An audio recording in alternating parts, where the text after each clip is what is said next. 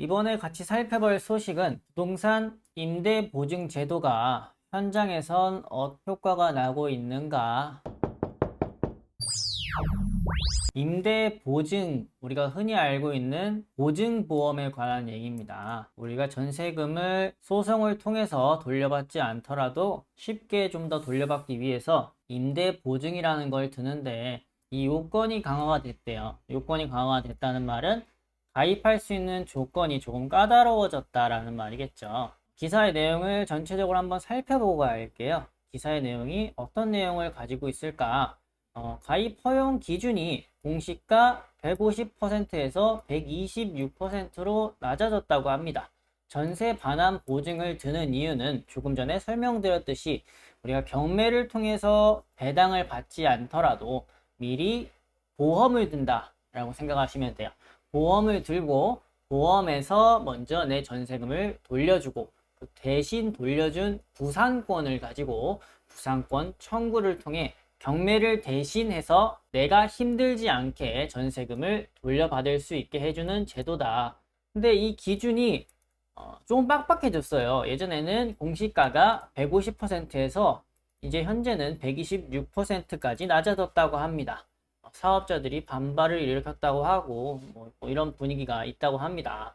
근데 이런 게 문제가 되는 게 뭘까? 이걸 한번 해석해 보는 게 필요하겠죠.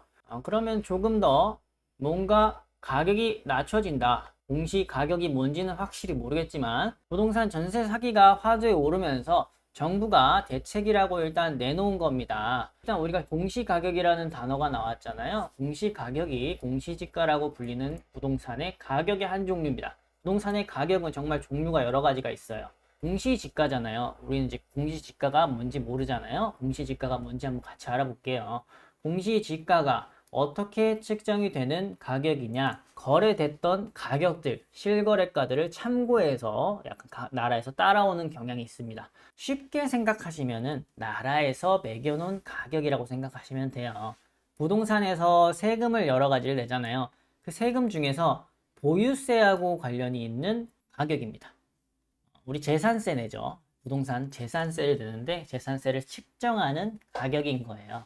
쉽게 생각하면 나라에서 매겨놓은 부동산 가격입니다. 완전히 정확하지는 않지만 이 정도 개념이구나 이렇게 생각하시면 되는 겁니다. 다시 돌아와서 한번 얘기를 해볼게요. 이 공시지가가 어쨌든 나라에서 매겨놓은 가격인데 이 가격을 기준으로 예전에는 150%까지 전세금을 보장해 줬다고 생각하면 되는데 현재는 얼마까지 보장을 해준다고요? 126%까지만 전세금을 보장해 주겠다. 그때까지만 그 범위 안에 있는 전세금만 가입이 가능하다. 이렇게 된 겁니다. 그러면 전세 가격이 높으면 가입이 안 되는 거예요. 공시지가의 126%보다 높은 전세금은 보증보험을 가입할 수 없는 거예요. 그러면 보증보험으로 보장을 해주지 못하면 보증보험은 아까 뭐라고 했죠? 나 대신에 경매를 진행시켜서 돈을 돌려받아 주는데 이 보험이 먼저 전세금을 집주인 대신 돌려주고 그 먼저 대신 돌려줬다는 구상권을 통해서 경매를 통해서 임대인에게 받아낸다. 뭐 이렇게 생각하시면 되는 거예요. 근데 이 과정을 안 해준다라는 거예요. 보장을 해주지 않겠다라는 겁니다. 근데 전세 사기도 어디에서 많이 일어났습니까? 빌라에서 많이 일어났습니다. 왜 그럴까요? 이유는 이렇습니다. 빌라의 일단 특성을 알고 계셔야 돼요. 개별성이 강합니다. 같은 빌라, 비슷해 보이는 빌라더라도 굉장히 개별성이 강하고 서로 비교하기가 어렵다는 특성이 있어요. 아파트는 어떻습니까? 아파트 시세 파악을 하기 쉬운 이유가 뭐가 있죠? 같은 단지에 거의 비슷한 매물들이 수십 개, 수백 개가 있어요.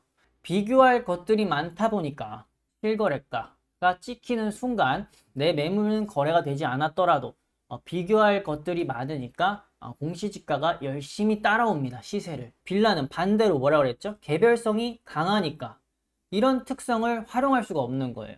주변에 거래된 것들이 있더라도 내 거하고는 시세하고 차이점이 많기 때문에 잘 따라오지 않아요. 공시지가가. 해당 면적이 거래가 되지 않는 이상 빌라는 층이 달라지면 면적도 달라지고 막 이런 특성이 개별성이 굉장히 강합니다. 그래서 시세 조사하기가 어려운 이유기도 하고요. 그러면 매물 거래가 활발하지 않은 빌라라면 공시지가는 현실에서 적용되는 시세하고는 동떨어질 수밖에 없는 거예요. 공시지가가 시세는 2억에 거래가 되는데 공시지가는 1억인 거예요. 그럼 공시지가 1억이면 예전에는 150%까지 보장해 줬으니까 1억이면 공시지가에서 150%, 1억 5천까지 전세금을 보장해 줬지만 이제는 공시지가가 1억이라고 쳤을 때 1억 2,600까지만 보증보험으로 보장해 준다. 그래서 제가 조금 걱정하는 부분이 뭔가, 그러면 임차인의 전세 보증금은 이 퍼센트 안에 들지 못한다면 보장받지 못한다는 결론이 나옵니다. 그러면 사람들이 더욱 더 꺼려 하겠죠. 더욱 더 꺼려 하면 어떤 효과가 날까요? 거래가 더욱 더 안 될 거예요. 더욱 더 안 되면 어떤 효과가 시장에 나타날까? 제가 한번 예측해 본 결과는 전세 시장을 강제로 억제하는 효과가 있을 겁니다. 특히 빌라에서는요.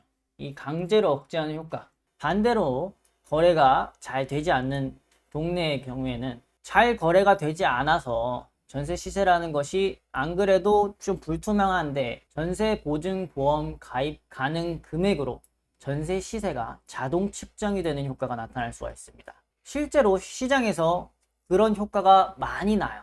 전세가 활발히 거래되는 동네에서는 자연스럽게 시장에서 결정된 전세 시세가 있겠지만 잘 거래가 되지 않는 동네에서는 시장의 기능을 거의 잃어버린 곳이 될 수가 있어요.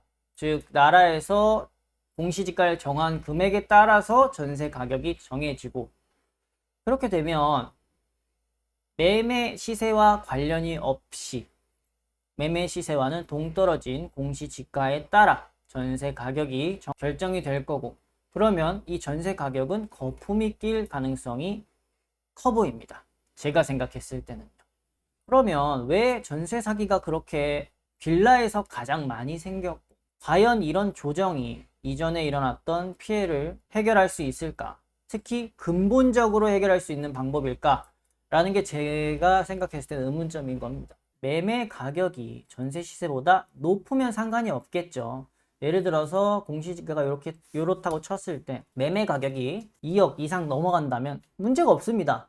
경매 넘어가면 경매에서 팔리는 가격으로 충분히 다 보장받을 수 있어요. 저는 약간 이렇게 생각해 봅니다. 무언가 문제가 생기면 그것의 존재 자체를 부정하고 그 기능 자체를 못하게끔 하는 군대식 논리를 시장에 강제로 끼운 건 아닐까. 물론 제 개인적인 의견일 뿐입니다.